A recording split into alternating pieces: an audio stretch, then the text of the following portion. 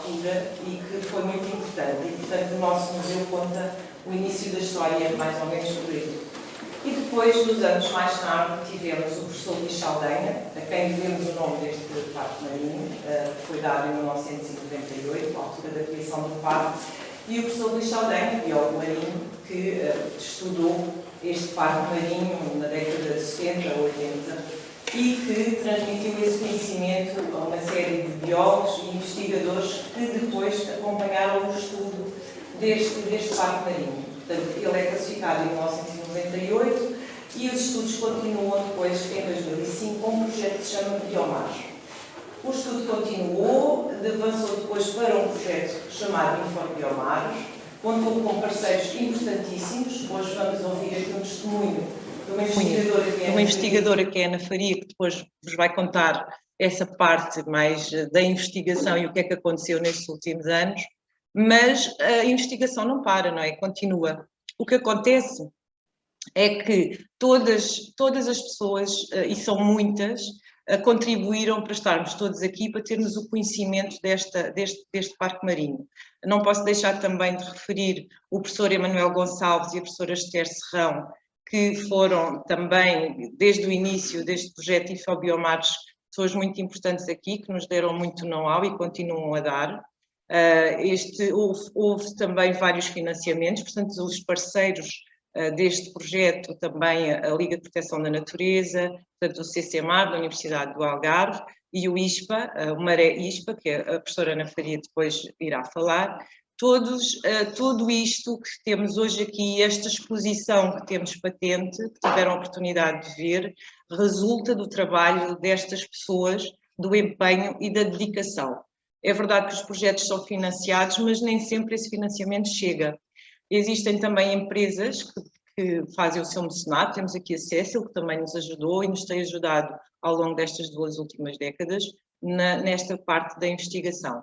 E, portanto, hoje o que nós gostávamos que vocês estivéssemos todos aqui em conjunto nesta partilha de conhecimento e neste mostrar do que é o museu. Este museu conta com 121 peças, todas elas importantes e que contam então a história desde o século XIX então até à presente data. Espero que tenham gostado da exposição. Vou só perguntar se sim ou não. Gostaram? Sim. Pronto, muito bem. Sim, senhora. Agora, vamos então aqui falar também de outra pessoa. Eu sei que há 2 meninas que vão falar a seguir com muito mais pouca circunstância do que eu, sobre 2 pessoas, elas já vão dizer quais, mas pronto, o poeta Sebastião da Gama, também ilustre em Setúbal, dos anos 30, viveu aqui neste museu. Isso também faz parte da história do museu, não estando ligado à investigação propriamente dita, mas viveu cá e foi muito... Os poemas são muito conhecidos e ainda hoje muito reconhecidos. E, portanto, viveu neste espaço, nos anos 30, 40, por aí, e, portanto, hoje também vamos falar um bocadinho deles. Para isso, temos aqui a Beatriz e a Eliana. E elas vão falar, precisamente, destas 2 pessoas que foram importantes neste museu. Para quem está em casa, e antes disso... os que estão aqui presentes viram o museu. Nós temos um vídeo pequenino para quem está em casa e antes de falarmos no Sebastião da Gama e do professor Luís Saldanha, vamos ver este vídeo para todos em casa poderem fazer uma visita virtual.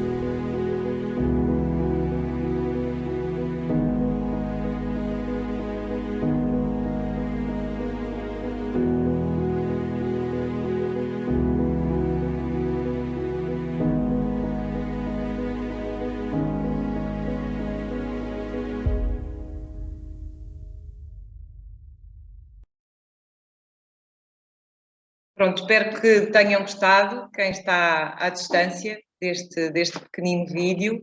Convido-vos a todos a visitar, são muito bem-vindos.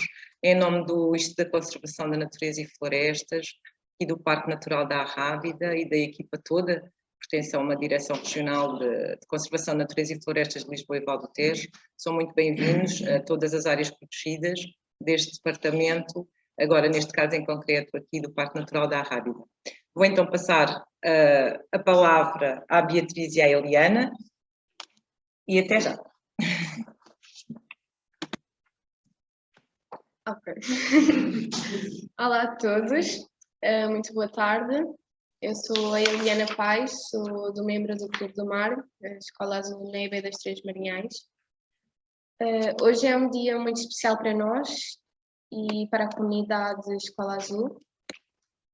De manhã, após o nosso mergulho em apneia no Parque Marinho Professor Luís Saldanha, fizemos um direto da água para todas as salas do nosso agrupamento de escolas e para o mundo, formando a nossa corrente humana pelo oceano para celebrar o Dia da Escola Azul. Estou aqui para vos apresentar o Sebastião da Gama, um grande poeta português que viveu neste forte onde nos encontramos, onde está sediado o lindo Museu Oceanográfico do Portinho da Arrábida. Recebemos o seu abraço hoje.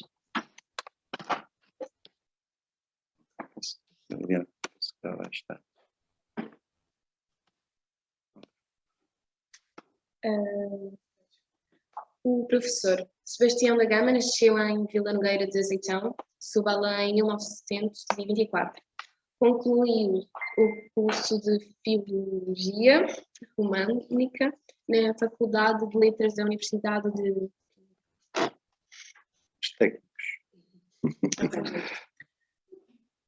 Lisboa em 1947 e ainda nesse ano iniciou sua atividade de professor que exerceu em Lisboa, Setúbal e Estremoz.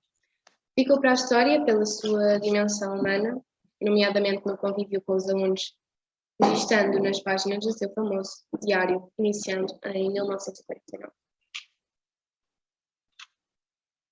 Afirmou-se na sua obra pelo amor à natureza, ao ser humano e pela originalidade muito pessoal que caracterizou os seus textos, sem seguir qualquer corrente literária. Atingido pela tuberculose, que causaria a sua morte precoce, aos 27 anos de idade. Passou a residir no Portinho da Arrábida, Forte de Santa Maria. Na beleza da Serra da Arrábida, buscou inspiração para as suas obras. Estreou-se com Serra Mãe, em 1945.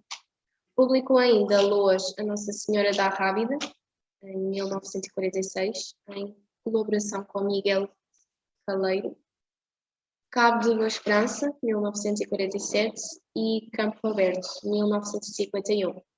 Após a sua morte, 27 anos de idade, foram editados pelo Sonho é que Vamos, 1953, Diário, 1958, Itinerário Paralelo, 1967, O Segredo é Amar, 1979 e Cartas, 1994.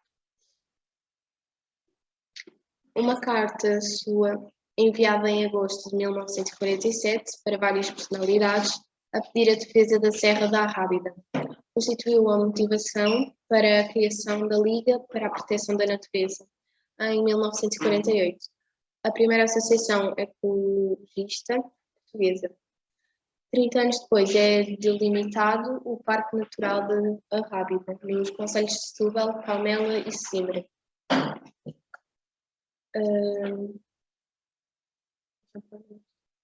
Agora estes são dois poemas dele.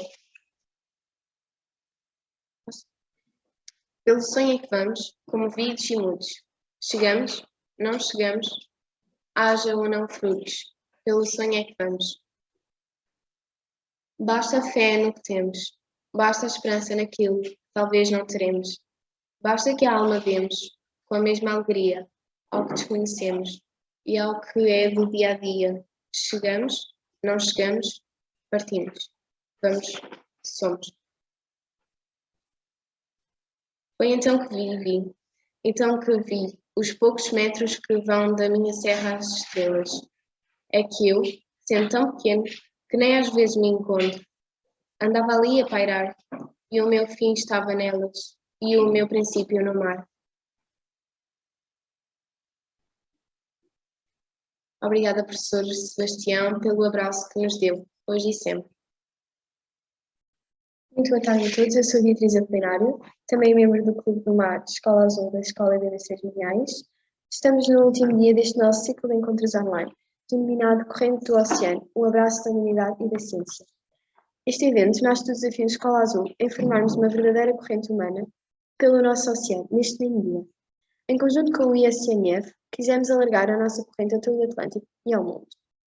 Aproveitando o Dia da Comemoração Internacional dos Museus, 18 de maio, convidamos o Museu dos Açores, Cabo Verde e Madeira para se juntarem a este nosso abraço oceânico, em conjunto com o Museu Oceanográfico do Portinho da Rábida.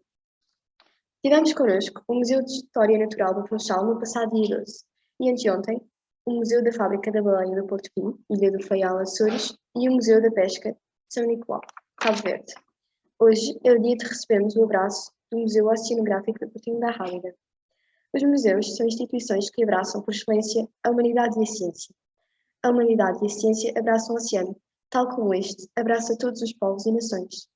Para nos abraçar hoje estão duas pessoas incríveis que limaram este mar e o Parque Natural da Arrábida.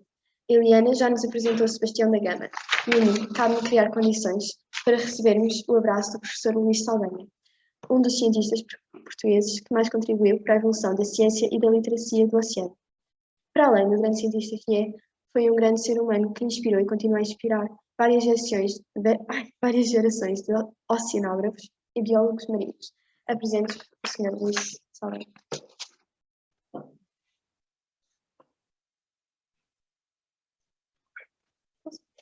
Professor Luís Saldanha.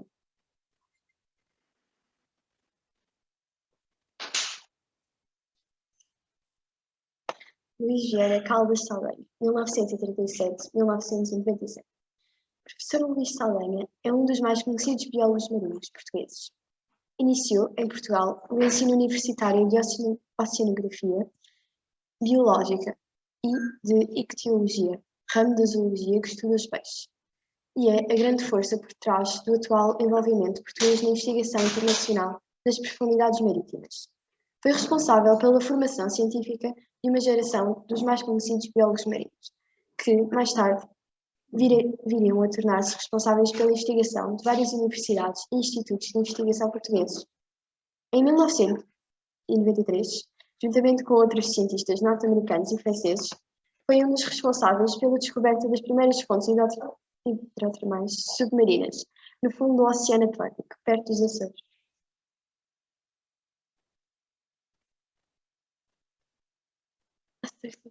Luís Saldanha foi também um verdadeiro artista. Desenhos a lápis e aguarelas acompanharam a sua carreira, ilustrando cadernos de viagem, campanhas e missões oceanográficas por todo o mundo.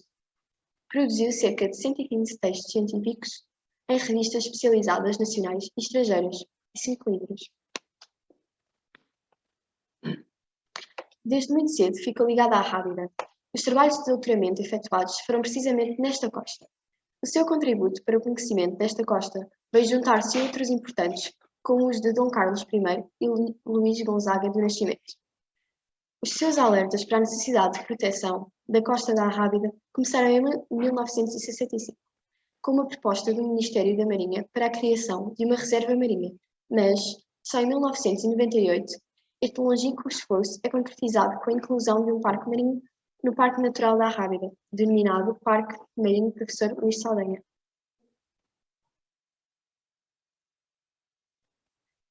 Professor Luís Saldanha, um grande ser humano, como alicerce de um dos maiores cientistas portugueses. Vou ler agora uma carta escrita pelo filho, que está agora no boletim do Museu Municipal de Funchal.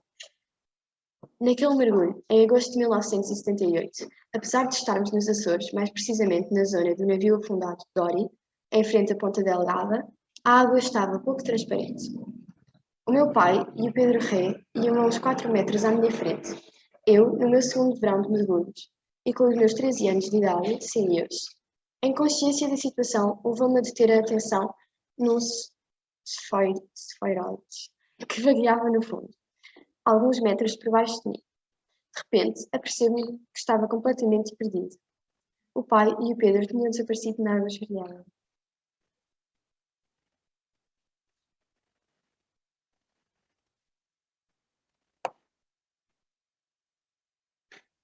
Talvez tenha pressentido o fim. Vagueei em círculos, a meia água, durante alguns minutos, que me pareceram uma eternidade. O desespero apoderava-se de mim. Subitamente, vir-me e torno a ver o meu pai, que tinha voltado para trás à minha procura. Após um breve instante, fez-me sinal com a mão, como quem diz, ai levas, levas. Escusado será dizer que rejubilei de alívio. Este episódio ilustra a sensação de segurança e reconforto que a presença do meu pai conferia à minha existência. Mesmo passados alguns anos sobre este episódio, quando a partir dos meus 20 anos deixámos de morar juntos e consequentemente não nos víamos com frequência, conscientemente senti sempre o reconforto da sua presença na minha vida. Não só por saber que podia contar com ele, o meu melhor amigo, mas também por sentir a sua influência na minha pessoa, nos meus gostos, na minha bagagem cultural ou nos meus valores éticos. Essa influência nunca foi forçada, mas sim naturalmente transmitida.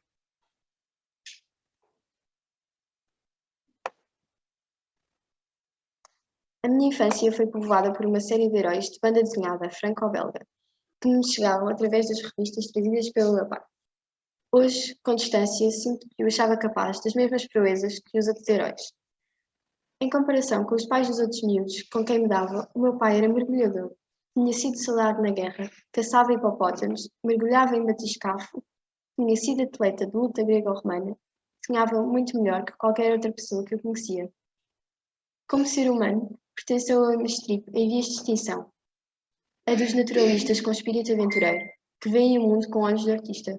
Veja-se o seu gosto por viagem às paragens mais diversas, como aos desertos, às terras austrais, à África, ao Polo Norte ou às profundidades abissais.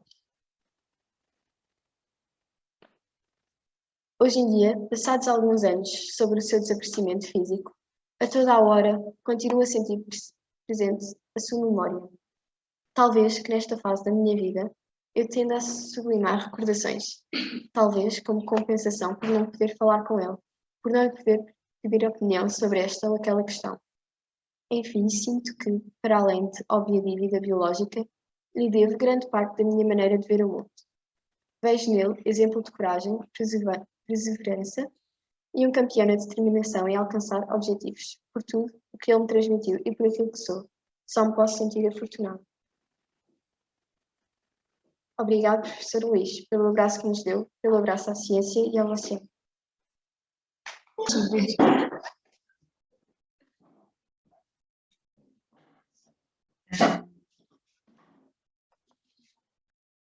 Ora, boa tarde. Vou tentar compartilhar aqui a apresentação e as pessoas que aqui estão na sala já me vão dizer se está a correr bem ou não. Sim? Boa. Então, boa tarde a todos, boa tarde a quem está online e aqui presente. Eu de certeza que me vou dispersar um bocadinho entre olhar para o computador e olhar para vocês. O meu nome é Ana Faria, eu sou investigadora do Mar ISPA e tenho imenso gosto em estar aqui hoje, porque esta iniciativa que eu desconhecia, este Clube do Mar do Interior, deixou-me profundamente até emocionada, porque é realmente uma iniciativa de grande valor. E portanto tenho muito gosto em estar aqui e maior gosto ainda poder partilhar o pouco que sei do que está debaixo d'água, ok? E achei muito interessante estas apresentações das vossas colegas, ainda agora, e em particular esta carta do filho do professor Luís Saldanha, na qual ele descreve o mergulho que fez com o pai e com o Pedro Ré. Portanto, eu não conheci o Luís Saldanha, mas o Pedro Ré também é um dos mentores nunca foi meu professor, porque eu tirei o curso no Algarve, mas ele é um dos mentores da área da biologia e ecologia e conheço relativamente bem, portanto foi muito engraçado transpor-me também para aquele momento. Então, eu vou falar um bocadinho deste tesouro que temos aqui. Esta paisagem vocês já conheceram hoje, não é? Aqui o Portinho da Arrábida. Só dar-vos assim vai ser inevitável eu falar um bocadinho mais de aspectos científicos, porque também acho que é esse o intuito da minha presença aqui, mas este lugar aqui da Arrábida é um lugar muito especial, que acomoda uma grande biodiversidade e uma grande riqueza, que naturalmente é importante proteger, mas tem outra característica, a sua posição biogeográfica, que a coloca numa situação muito favorável. E então, aqui o parque, esta zona da Arrábida, está entre dois importantes estuários, não é? O estuário do Tejo e o estuário do Sado, e é uma zona de transição biogeográfica. Porquê? Porque esta zona da Arrábida acaba por ser o limite sul de distribuição das espécies que são tipicamente do norte e o limite norte de distribuição das espécies que são tipicamente do sul. E o que é que isto faz? Com que seja um laboratório vivo para estudarmos, por exemplo, o fenómeno das alterações climáticas. Em anos mais quentes, nós começamos a detectar aqui espécies que são tipicamente tropicais.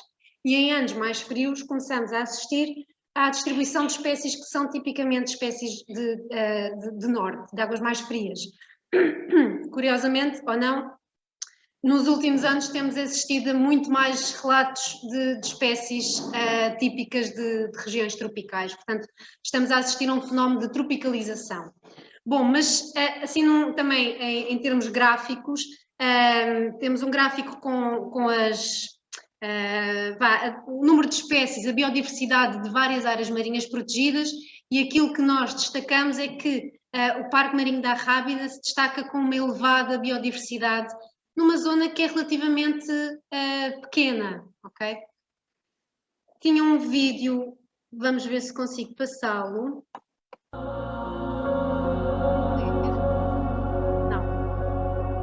Então vou tentar, porque é um vídeo mesmo giro, vou tentar ir buscá-lo aqui a uma pasta.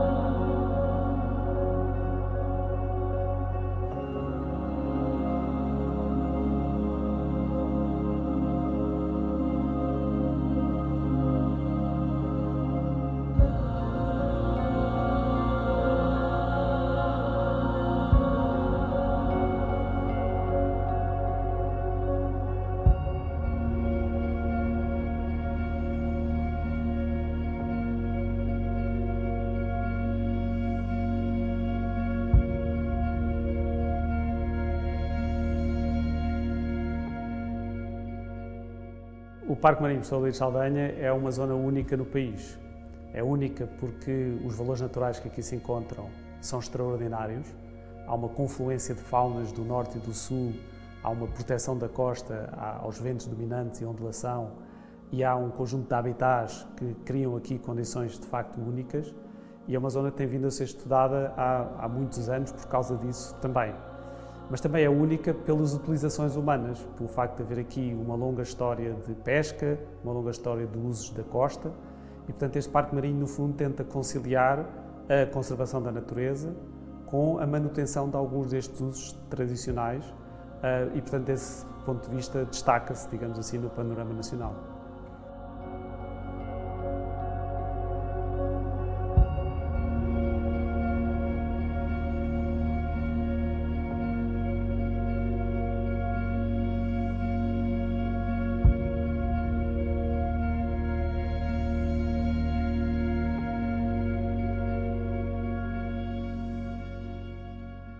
O projeto Infor Biomares tivemos como objetivos principais desenvolver instrumentos de apoio à gestão e à conservação da natureza no Parque Marinho Professor Luís Saldanha e recolher informações também para complementar as lacunas que foram identificadas ao longo do projeto.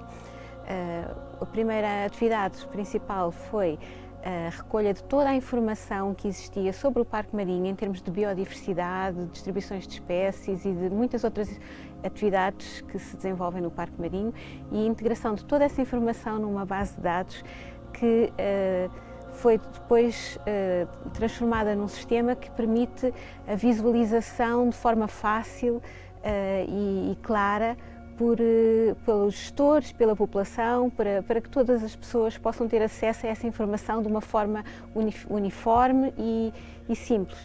Os estudos realizados do projeto InforBiomar têm revelado que existe uma grande biodiversidade, um grande número de espécies que estão protegidas dentro da área de proteção do Parque Marinho e que as diferentes zonas de proteção de facto têm um efeito.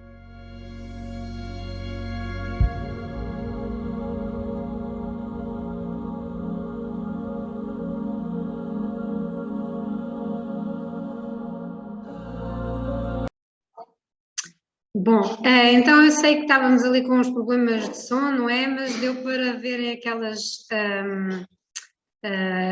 imagens mais bonitas do início e vamos cá ver se volto à apresentação.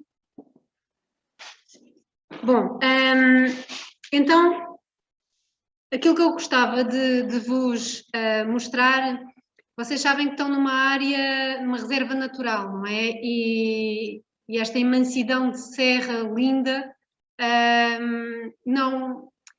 biodiversidade não acaba aqui na serra, não é? Ela entra dentro d'água e realmente é um privilégio poder mergulhar na Arrábida, preferencialmente quando apanhamos dias de boa visibilidade, que às vezes também não é fácil, mas trago-vos aqui algumas fotos de algumas espécies emblemáticas do parque, não é? Espécies de peixes, de cefalópodes. O choco é uma das espécies ex-libris aqui no concelho de Setúbal. Vários cardumes de peixes que se distribuem em profundidades muito baixinhas. E depois espécies também super cativantes. Esta aqui é uma lesma do mar, é um nudibranquio, que não é mais do que o tamanho de uma unha, da cabeça de um dedo. São espécies que são dificílimas de detectar, mas que são lindíssimas porque todas elas têm várias cores, assumem várias cores e realmente é uma sorte quando conseguimos encontrar um nudibranquio. Outras espécies de peixe que são menos conhecidas, não são encontradas no mercado de peixe habitual, mas que são espécies que têm uma importância ecológica muito grande. E assim uns com um ar um bocadinho mais assustador. E para além das espécies de peixes, depois temos outras espécies da flora que constituem habitats muito importantes para muitas espécies. E, por exemplo, temos florestas de corais e temos estas florestas de algas, de kelp. Aqui a zona do Parque Marinho, na década de 80, 70, portanto, na altura do professor Luís Saldanha, ainda existiam grandes florestas de kelp, mas florestas com dezenas de metros, estas algas com dezenas de metros de altura. E estas florestas são um habitat extremamente importante para muitas espécies, que desapareceu, foi um habitat que desapareceu nos anos 80, 90, e que felizmente agora temos vindo a assistir, principalmente para os lados de Sesimbra, Cabo Especial, começamos a ver novamente o ressurgimento destas florestas, o que é muito bom sinal. Temos campos de anémonas e depois temos um habitat extremamente importante, que talvez vocês já tenham ouvido, que são as ervas marinhas. As ervas marinhas são plantas, dão flor também, como as plantas terrestres, e é um dos habitats mais importantes porque sustentam uma grande biodiversidade. Por exemplo, estes ovinhos aqui que vocês veem aqui presos são ovos, estas bolinhas pretas, são ovos de choco, que é uma das espécies mais importantes aqui da zona de Setúbal, em termos comerciais. E os chocos gostam preferencialmente de colocar os ovos nas ervas. Também serve de habitat preferencial para os cavalos marinhos, que toda a gente tem um fascínio por cavalos marinhos, não é? E depois serve aquilo que nós chamamos de maternidade, porque muitos peixinhos bebés precisam de encontrar um habitat que sirva de abrigo, não é? E então estas ervas marinhas acabam por ser um abrigo ideal, porque os peixinhos bebés conseguem ali encontrar alimento e refugiar-se dos predadores maiores. E porquê que é importante nós protegermos esta biodiversidade? Porque atualmente nós temos inúmeras ameaças aos ecossistemas, não é? Passa pelo lixo marinho, passa pela sobrepesca. Nós pescamos de uma forma insustentável, ou seja, nós pescamos muito, pescamos peixes pequenos que não chegam à idade da reprodução, portanto não contribuem para a geração seguinte, pescamos espécies que não são espécies-alvo, portanto há muita pesca acessória, há as chamadas redes fantasma, que são as redes de pesca que se perdem dos barcos de pesca e que continuam a pescar, porque continuam dentro d'água, que é a pesca também acessória, que não é dirigida a determinadas espécies, mas que invariavelmente acabam por apanhar essas espécies, como as tartarugas, as raias, os golfinhos, as baleias. E depois temos a poluição que é responsável pelo efeito estufa, pelo aquecimento global, por efeitos da acidificação dos oceanos. Bom, existe uma panóplia de ameaças que os ecossistemas terrestres e marinhos enfrentam e, portanto, nós temos que proteger esta biodiversidade. E é por isso que criar áreas marinhas protegidas é tão importante. E o que é que nós podemos esperar quando criamos uma área marinha protegida? Nós queremos mais peixes, maior diversidade. Ok. Continua a ouvir-me. Se calhar, se alguém tiver o som ativo, acho que é aqui. Pronto. Portanto, o que é que esperamos quando criamos uma área marinha protegida? Esperamos ter mais peixes, maior número de espécies, peixes maiores, e isso contribui naturalmente para um ecossistema mais saudável, mais feliz. E como é que nós podemos proteger? Ora, isso também depende muito de quais são os nossos objetivos. Quais são os objetivos e também aquilo que nós podemos fazer em determinada área. Podemos fechar uma área a todo o tipo de utilização humana? A mergulho, a pesca, a atividades de lazer. Se efetivamente conseguirmos ter essa área de proteção total, como nós chamamos, então teremos naturalmente uma área mais rica em número de espécies, indivíduos maiores, maior número de indivíduos. Portanto, aquilo que nós podemos proteger vai diferir também com os objetivos dessa área marinha. Aqui temos um exemplo de uma área de proteção total, que não é qualquer atividade permitida. Aqui a zona do Parque Marinho Professor Luís Saldanha, na realidade, tem três níveis de proteção, 3 zonas. Uma de proteção total, na qual não é permitida qualquer tipo de atividade, exceto atividades de caráter científico. Nós, investigadores, temos que solicitar uma autorização, nomeadamente ao ICNF, para podermos praticar determinadas atividades de investigação. Depois temos outras áreas em que são permitidas algumas atividades, como o mergulho, atividades de lazer. Depois temos há uma área daqui do parque, que é a área de proteção parcial, em que determinadas atividades de lazer, inclusivamente de pesca artesanal, são permitidas. E depois há outras áreas em que é a pesca, atividades de lazer, e portanto aí o que é que acontece? Temos menor diversidade, temos menor abundância e portanto pode não cumprir os objetivos a que nos propusemos quando decidimos avançar com a proposta de uma área marinha protegida. Neste caso aqui era só para exemplificar o mapa desta costa da Arrábida. As diversas áreas a cinzento são os diversos graus de proteção, total, parcial e buffer, aquilo que nós consideramos de buffer. E como é que trabalhamos? Como é que nós avaliamos a diversidade? Como é que nós avaliamos que as medidas de proteção estão a ser eficazes? Precisamos de fazer saídas, esta é a parte divertida e é a parte do show-off, não é? Portanto, temos uma embarcação, que é o Darwin, e no Darwin nós conseguimos amostrar em todo o parque com diversas técnicas de amostragem, que passam por redes, por censos subaquáticos. Os censos subaquáticos não é mais do que, recentemente, acho que foi o ano passado, tivemos uma campanha de censos, não é, populacional, em que foram bater à nossa porta para saber quantas pessoas ali viviam, o grau de escolaridade, idades, o que é que faziam, o que é que não faziam, não é?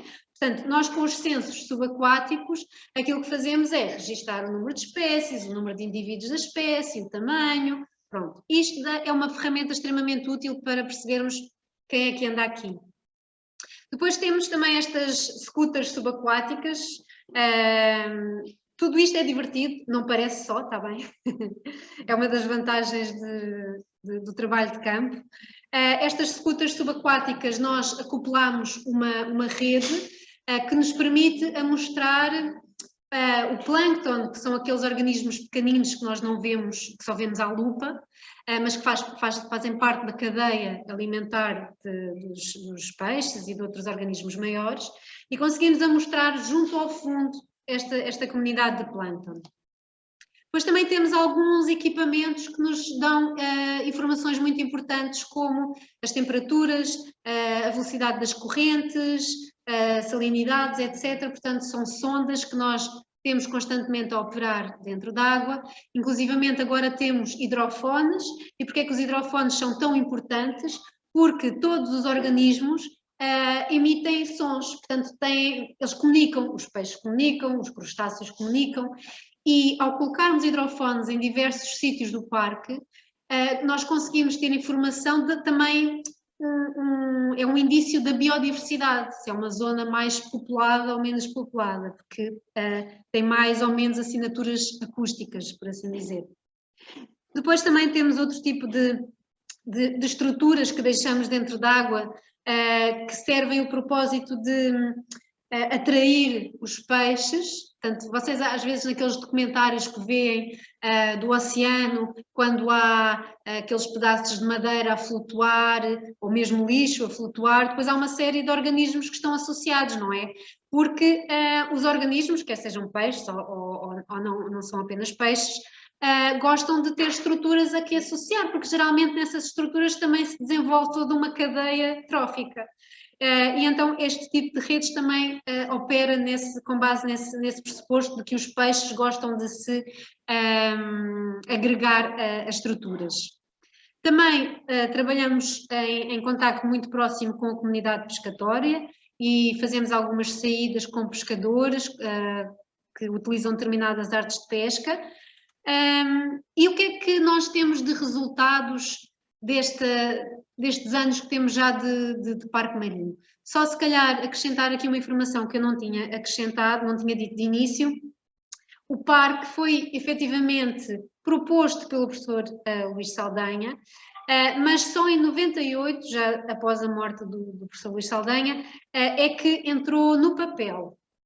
Do papel até à prática passaram-se mais uns quantos anos, mas hoje posso dizer com alguma segurança que já temos mais de 10 anos de proteção eficaz do parque e, portanto, já conseguimos, ao longo destes anos, continuamos a fazer toda esta monitorização nas diferentes áreas e posso assegurar que os resultados são muito positivos. Portanto, antes do parque era este tipo de cenário que temos do lado esquerdo, não é? Peixes, mais ou menos no tamanho médio, os peixes maiores não eram frequentes, as espécies maiores não eram frequentes. Depois de estabelecermos o parque e as medidas entrarem efetivamente em ação, o que é que nós hoje vemos? Vemos que existe muito maior biodiversidade, que temos peixes muito maiores, toda uma cadeia alimentar muito mais diversificada. E não só estas medidas, vocês imaginem uma cidade densamente populada, não é? O que é que acontece? Às tantas já não há espaço, já não há casa para as pessoas, então as pessoas começam a dirigirem-se para a periferia. E é isso é uma das principais vantagens das áreas marinhas protegidas, é que às tantas as espécies que estão a habitar esta área já existe em tão grande abundância que é preciso começar a popular as áreas adjacentes. E essas áreas adjacentes são áreas que é permitida a pesca e, portanto, toda a gente ganha. Inclusivamente, uma das nossas mais recentes, um dos recentes ex-libris, que nós detectámos nos últimos 2, 3 anos, na sequência do projeto também Infora Biomares, aparecem muitas espécies que nós não estávamos a contar. E, por exemplo, aqui ao largo de Sesimbra, vimos imensos juvenis de tubarão azul, o que nos leva a crer, como vimos muitos juvenis, leva-nos a crer que esta é uma área de maternidade para os tubarões azuis. Isso é uma área de maternidade. É uma área que é importante também proteger. E, portanto, os nossos esforços também de conhecer, não é? De saber o que é que anda aqui, é também no sentido de identificar espécies que são alicerces do ecossistema, e os tubarões são predadores de topo. Se os retirarmos, existem graves danos a nível de toda a cadeia trófica. E nós, ao conhecermos, ao sabermos o que anda aí, é uma ferramenta extremamente útil e poderosa para podermos dar a conhecer e propor novas medidas de proteção em determinados locais. Isto é uma prova também do aquecimento global, que não é um perigo para nós, humanos, que podem vir cá à costa? Estes tubarões não nos vêm fazer mal nenhum. O tubarão azul não é de água quente, não. E o facto de eles andarem aqui a reproduzir-se é sinal que eles estão bem instalados, mas não é uma consequência direta do aquecimento. Eu tinha também trazido um vídeo de uma nova técnica de amostragem que nós temos, que eu gostava de partilhar, que são os BRUVs. Os BRUVs é o Baited Remoted Underwater Vehicle. E o que é que consiste estes BRUVs? São umas estruturas metálicas, assim em forma de cruz, e nas pontas desta estrutura metálica colocamos umas caixas de PVC furadas e dentro dessas caixas colocamos isco. E depois colocamos também umas GoPros. E deixamos essas estruturas à deriva, tem um localizador GPS para depois, passar 2 horas, irmos recolher o equipamento. E têm sido estas estruturas, este tipo de filmagens, que nos têm permitido detectar espécies que nós até agora não detectávamos, como os tubarões, como baleias, golfinhos, muitas espécies que nos estavam a passar despercebidas e que realmente esta é uma ferramenta extremamente útil. Claro está que muitas horas no mar, a recolher imagens, e muitas horas ao computador a ver os vídeos, muitas vezes são horas a olhar para o azul. Mas de vez em quando aparece assim um tubarão que nos faz o dia, não é? Ou uma baleia piloto, uma baleia anã, como já temos detectado aqui. Se não passar com o som não faz mal.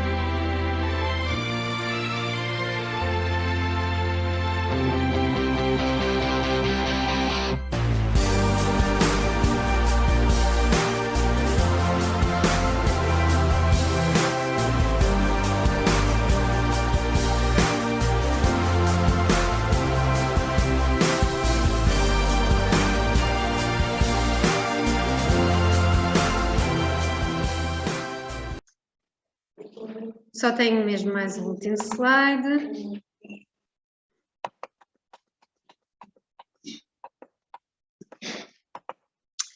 Que é, claro, o nosso querido professor Luís Saldanha.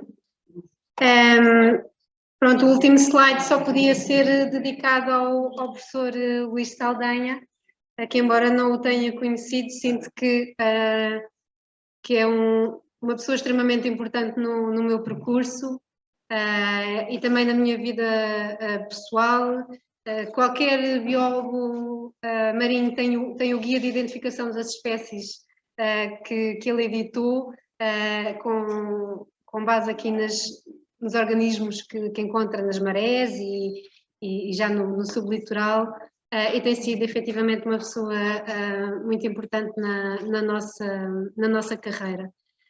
E eu tenho também a sorte de ser discípula de um discípulo do professor Luís Saldanha, que neste caso é o professor Emanuel Gonçalves, que esteve sempre muito envolvido na implementação do parque e na proteção desta área, e tem sido também um enorme privilégio trabalhar com ele. Pronto, despeço-me aqui.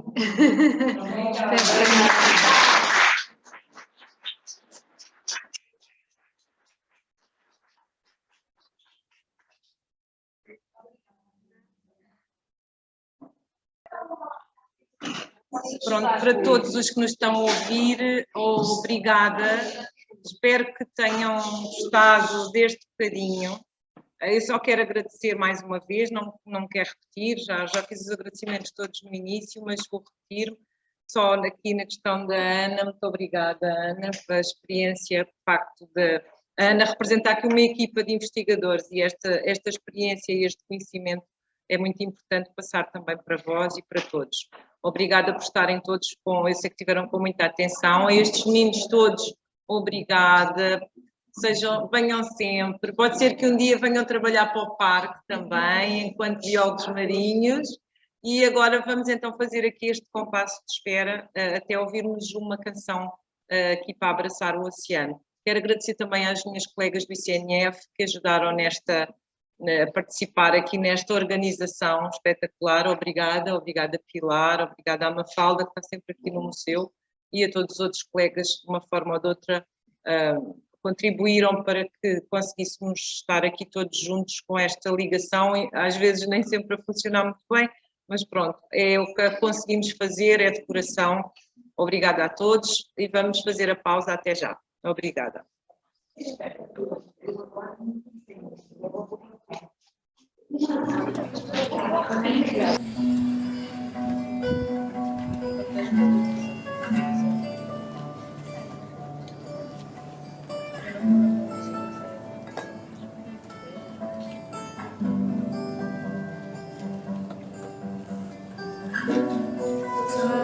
Chama sobre as águas, onde os meus pés podem vagar,